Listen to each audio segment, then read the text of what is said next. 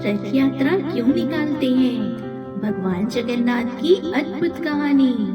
यह कहानी है उस परमात्मा की जो सारे जगत का स्वामी है। फिर भी प्रेम में इतना डूब गया कि उसने अपना सिंहासन छोड़ दिया, अपनी दिव्यता एक तरफ रख दी और एक रथ पर बैठकर अपने भक्तों के द्वार तक चला आया। यह कहानी है उस भगवान की जिसे दुनिया जगन्नाथ कहती है। जगत के नाथ, सबके स्वामी, सबके पालनहार। तो आइए उस युग में चलते हैं जब धरती पर देवता अवतरित होते थे, जब प्रेम और भक्ति की शक्ति से असंभव भी संभव हो जाता था, और जब भगवान विष्णु ने अपने प्रिय भक्त राजा इंद्रदुम्न के लिए कुछ ऐसा किया जो पूरे ब्रह्मांड के इतिहास में एक अनोखी घटना बन गई। नमस्कार प्यारे भक्तों, मैं सुनिंदा एक बार फिर आपका हार्दिक स्वागत करती हूँ आपके अपने चैनल ऑल इज वेल हमेशा में। भक्तों, आज हम एक नई कहानी और एक नया वीडियो लेकर आपकी सेवा में उपस्थित हुए हैं। आज की कथा अत्यंत ज्ञानवर्धक और प्रेरणादायक है। कथा शुरू करने से पहले आपसे एक विनम्र निवेदन है। शास्त्रों में कहा गया है कि अधूरी छोड़ी गई कथा दुख और पाप का कारण बनती है, इसलिए इसे अंत तक अवश्य सुने। और अगर आप अपनी माता से सच्चा प्रेम करते हैं तो इस वीडियो को लाइक करें, चैनल को सब्सक्राइब करें और कमेंट में मां लिखकर अपना समर्थन दें। तो आइए बिना किसी विलंब के आरंभ करते हैं आज की प्रेरणादायक कथा। बहुत पुराने समय की बात है जब उड़ीसा की भूमि पर मालव देश के एक महान राजा का शासन था। उनका नाम था इंद्रदुम्न। राजा इंद्रदुम्न असाधारण थे, तेजस्वी, न्यायप्रिय और परमात्मा के परम भक्त। उनके राज में प्रजा सुखी थी, खेत हरे भरे थे और मंदिरों में सुबह शाम घंटियों की आवाज गूंजती रहती थी। लेकिन राजा के मन में एक तड़प थी, एक ऐसी तड़प जो उन्हें रात को सोने नहीं देती थी। वो तड़प थी भगवान विष्णु के एक विशेष रूप के दर्शन की। उन्होंने सुना था कि कहीं किसी गहरे जंगल में, किसी पर्वत की कंदरा में भगवान विष्णु का एक ऐसा रूप है जो संसार में कहीं और नहीं मिलता। उस रूप का नाम था नील माधव, नीली रंग के माधव, जो कभी कभी किसी विरले भक्त को दर्शन देते थे। राजा इंद्रदुम्न ने अपने दरबार में बैठकर सोचा, अगर भगवान का यह रूप कहीं है तो उसे खोजना होगा, उसे ढूंढकर एक भव्य मंदिर में स्थापित करना होगा ताकि मेरी प्रजा के साथ साथ सारे संसार के लोग उसके दर्शन कर सकें। राजा ने अपने मंत्री विद्यापति को बुलाया। विद्यापति एक चतुर और साहसी युवक था। राजा ने कहा, विद्यापति, तुम्हें एक काम करना है। पूरे संसार में खोजकर उस स्थान को ढूंढो जहाँ नील माधव निवास करते हैं। यह काम अत्यंत कठिन है, लेकिन तुम इसे कर सकते हो। विद्यापति ने माथा झुकाया। उसके मन में उत्साह था, लेकिन साथ में यह जानने की चिंता भी थी कि वह ऐसे स्थान को कैसे खोजेगा जिसके बारे में किसी को कुछ पता नहीं था। विद्यापति निकल पड़ा। वो नगर से गांव की तरफ गया, गांव से जंगल की तरफ, जंगल से पहाड़ों की तरफ। महीनों गुजर गए। उसने कई स्थानों पर पूछा, कई साधुओं से मिला, कई तीर्थों पर गया, लेकिन नील माधव का कोई पता नहीं मिला। एक दिन वो उड़ीसा के एक घने जंगल में भटक गया। भूख प्यास से व्याकुल थका हुआ विद्यापति एक छोटी सी झोपड़ी के पास पहुंचा, जहां एक आदिवासी बुजुर्ग रहता था जिसका नाम था विश्वासु।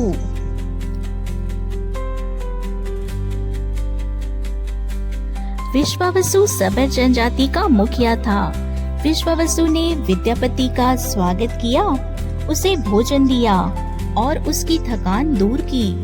विद्यापति ने धीरे धीरे उस परिवार के साथ घुलना मिलना शुरू किया। विश्वावसु की एक बेटी थी ललिता, जंगल की हवा जैसी निर्मल, पहाड़ी झरने जैसी स्वच्छ और सूरज की किरण जैसी उज्जवल। विद्यापति को ललिता से प्रेम हो गया और ललिता ने भी विद्यापति को अपने दिल में जगह दे दी।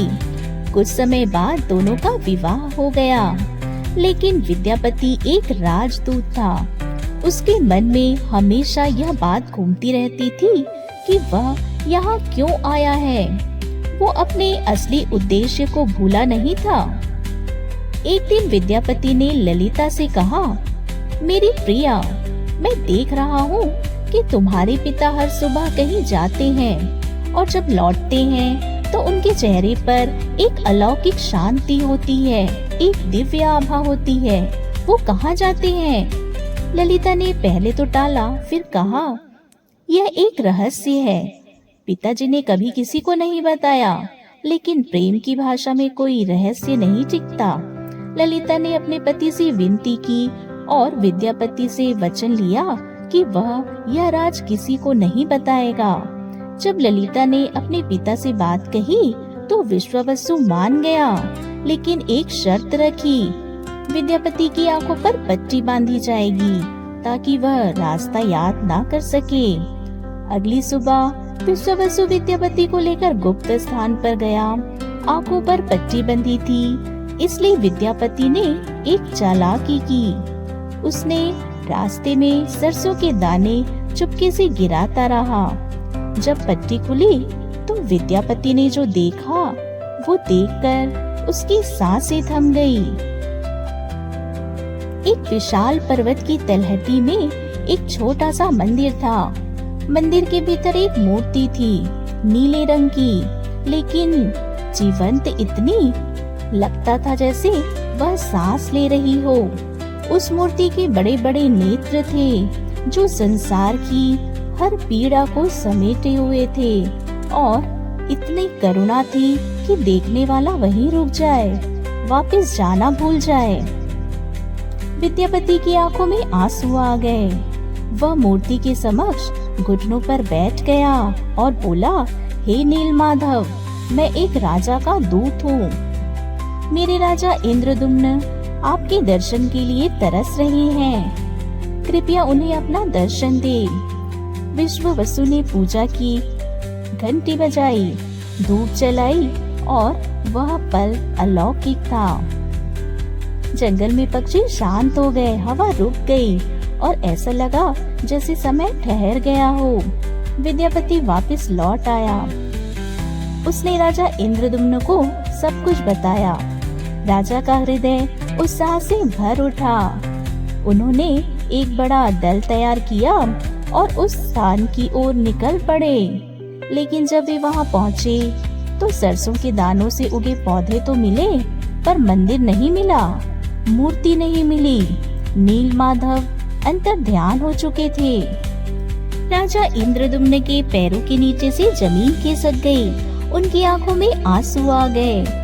वह वहीं बैठ गए और बोले, हे प्रभु, मैंने आपका ऐसा क्या अपराध कर बैठा? मेरी इतनी बड़ी लालसा थी, लेकिन यह तो मेरे लिए इतनी कठोर परीक्षा है।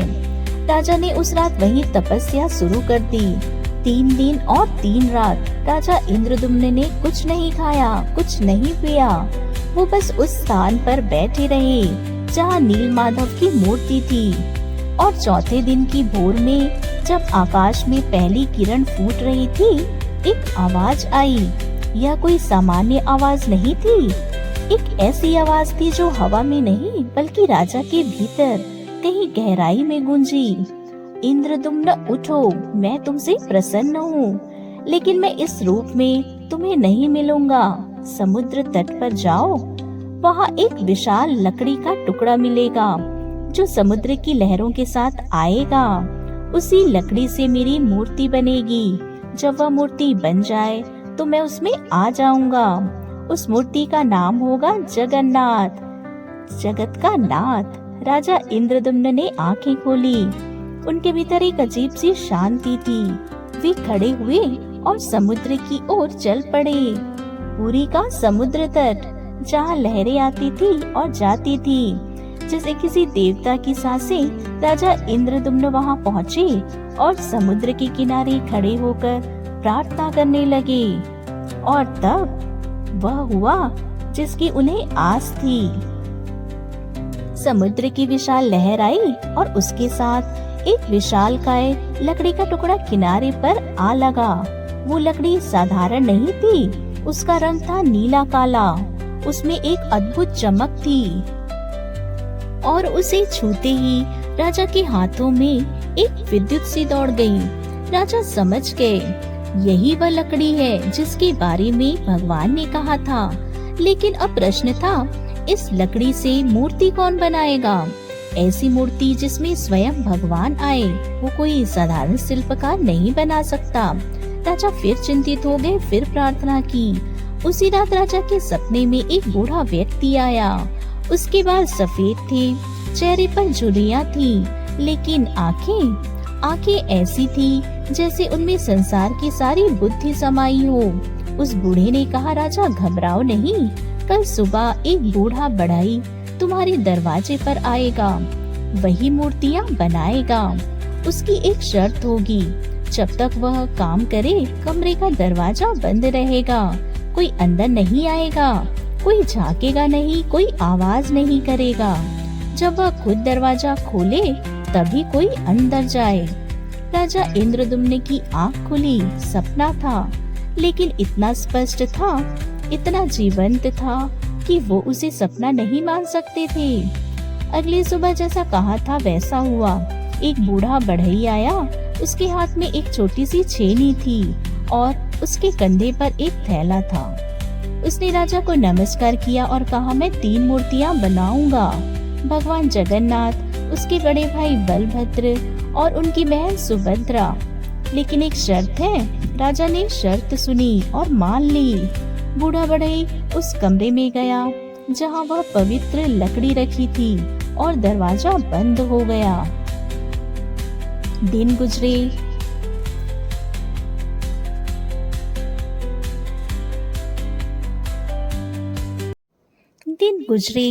कमरे के भीतर से आवाजें आती थी, छेनी की खटखट, लकड़ी पर हथौड़ी की ठक-ठक, कभी-कभी एक गहरी सांस की आवाज। राजा के सेवक बाहर खड़े रहते थे लेकिन अंदर नहीं जाते थे। 5 दिन बीते, 10 दिन बीते, 12 दिन बीते। राजा की रानी गुंडीचा देवी बेचैन होने लगी। उनसे रहा नहीं गया। उन्होंने सोचा, बूढ़ा बढ़ई इतने दिनों से है, खाया पिया नहीं, जीवित है या नहीं, क्या अंदर कुछ हो गया? और एक पल की कमजोरी में उन्होंने दरवाजा खटखटाया। कोई आवाज नहीं आई। उन्होंने दरवाजा खोला। कमरे में कोई नहीं था, बस 3 मूर्तियाँ थी, अधूरी। उनके हाथ बने थे, पैर नहीं बने थे, चेहरे बने थे लेकिन आंखें अभी पूरी नहीं थी। तीनों मूर्तियाँ खड़ी थी, जगन्नाथ, बलभद्र और सुभद्रा, सभी अधूरी। बढ़ई गायब था। रानी घबराई। राजा को खबर हुई। राजा कमरे में आए और उन अधूरी मूर्तियों को देखकर उनके पैर थम गए, उनकी आंखों में आंसू आ गए। वो बोले, यह मेरी क्या गलती थी? हे प्रभु, आपका काम अधूरा रह गया।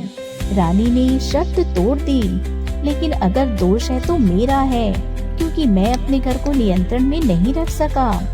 राजा वहीं बैठ गए और रोने लगे। एक राजा रो रहा था, अपने राज्य के लिए, अपनी संपत्ति के लिए नहीं, बल्कि इसलिए कि उसके प्रभु का काम अधूरा रह गया था। यह प्रेम था, यह भक्ति थी। और तब फिर वही आवाज आई, इंद्रदुम्न, रो मत, जो हुआ मेरी इच्छा से हुआ।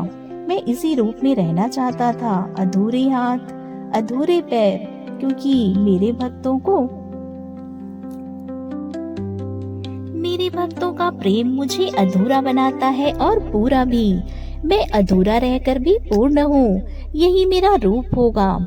आज से मैं जगन्नाथ हूँ, जगत का नाथ, और मेरी यही मूर्ति पूजी जाएगी। इसी रूप में, इसी महिमा में। राजा इंद्रदुम्न ने माथा टेक दिया। वह बूढ़ा बढ़ई कोई और नहीं था, वह स्वयं विश्वकर्मा थे, देवताओं के शिल्पकार, और उन्होंने वह मूर्ति जानबूझकर उस रूप में बनाई थी जो भगवान चाहते थे। अब राजा इंद्रदुम्न ने एक संकल्प लिया, एक ऐसा मंदिर बनवाऊंगा जो सदियों तक खड़ा रहे, जो इतना भव्य हो कि देखने वाला स्तब्ध रह जाए, और जिसमें जगन्नाथ का वास हो। ऐसा हो कि भक्तों को लगे वे भगवान के घर आए हैं। पुरी की भूमि को चुना गया, समुद्र के किनारे जहाँ लहरें आती हैं और भगवान की स्तुति करती हैं, वहाँ एक विशाल मंदिर का निर्माण शुरू हुआ। हजारों कारीगर, सैकड़ों वास्तुकार, अनगिनत मजदूर सब मिलकर काम करने लगे। पत्थर काटे गए, खम्भे खड़े किए गए, दीवारें बनाई, मंदिर की ऊंचाई बढ़ती गई, जैसे आकाश को छूने की कोशिश कर रही हो। जब मंदिर बनकर तैयार हुआ तो यह अद्भुत था।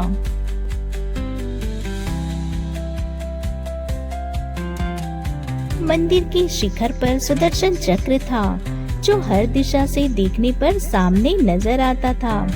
उस दिन जब तीनों मूर्तियां स्थापित की गई, जगन्नाथ, बलभद्र और सुभद्रा, तो पूरा आकाश रंगीन हो गया।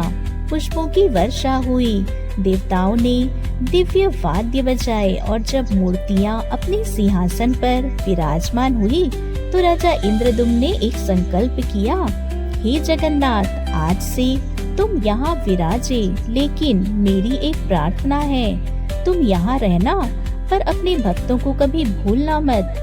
वे जो गरीब हैं, जो लाचार हैं, जो दूर हैं, उनके पास भी जाना, उनके द्वार तक भी जाना। समय बीतता गया, भगवान जगन्नाथ पुरी के मंदिर में विराजते रहे, उनकी पूजा होती रही, भोग लगता रहा, आरती होती रही।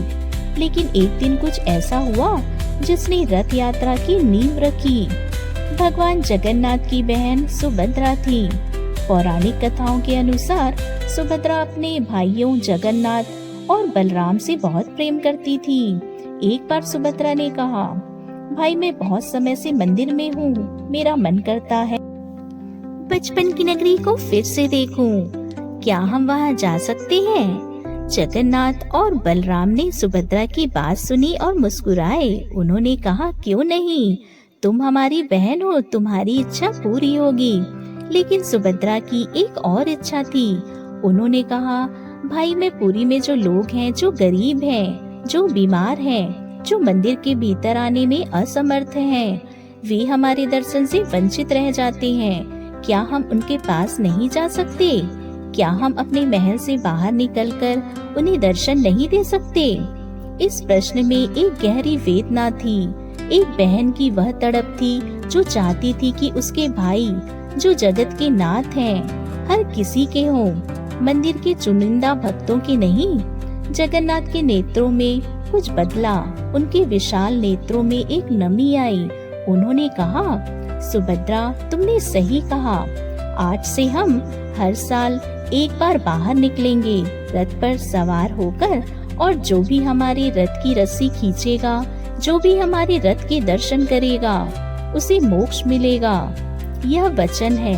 वह दिन था आषाढ़ मास के शुक्ल पक्ष की द्वितीया तिथि। 3 विशाल रथ बनाए गए। हर रथ अलग था, हर रथ का अपना नाम था, अपना रंग था, अपनी पहचान थी। उस दिन पुरी में जैसा सारा संसार उमड़ आया।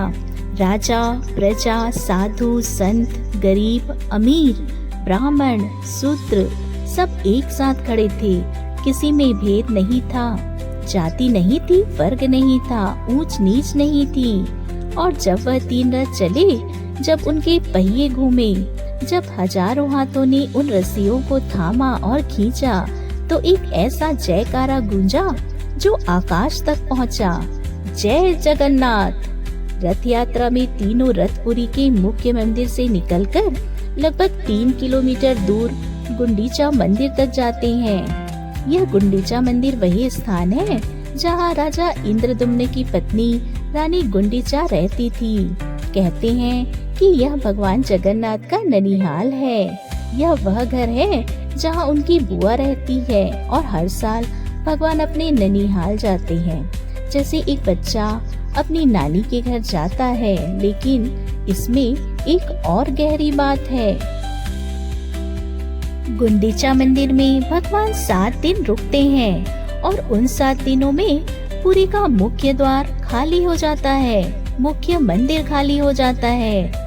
भक्त वहां जाते हैं और देखते हैं कि सिंहासन खाली है, भगवान नहीं है।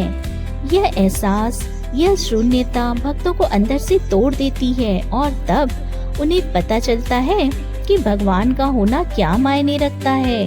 फिर 7वें दिन के बाद वापसी यात्रा होती है, जिसे बेहड़ा यात्रा कहते हैं। और जब भगवान लौटते हैं तो उनका स्वागत ऐसा होता है जैसे सदियों से पिछड़ी हुई किसी प्रिय का घर वापस आना। यह कहानी यहाँ खत्म होती है। यह कहानी हर साल नई होती है। यही है रथ यात्रा का सत्य। यही है जगन्नाथ का प्रेम। जय जगन्नाथ। रथ यात्रा की एक परंपरा जो आज भी निभाई जाती है।